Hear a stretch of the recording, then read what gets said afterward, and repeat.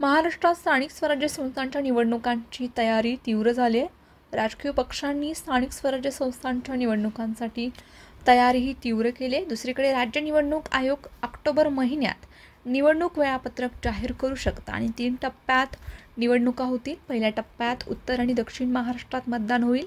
दुसऱ्या टप्प्यात विदर्भ, पश्चिम महाराष्ट्र आणि मराठवाड्यामध्ये मतदानाचं नियोजन केलं जाते. तर तिसऱ्या टप्प्यात मुंबई, ठाणे, कोकणात मतदान होईल.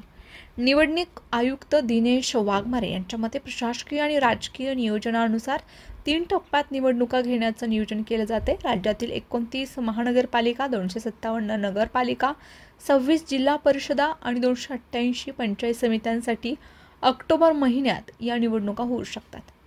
निवडणूक आयुक्त वाघमारे यांच्या मते 2011च्या जनगणनेनुसार प्रभागांची रचना केली जाईल. काही ठिकाणी प्रभागांच्या रचनेत आणि सीमांमध्येही बदल होतील. काही लोक याविरुद्ध न्यायालयात जाऊ शकतात. यामुळे प्रभाग तयारी करण्यासाठी 2 महिने लागतील. संपूर्ण निवडणूक प्रक्रिया अंतिम करण्यासाठी 3 ते 3.5 महिने लागू शकतात.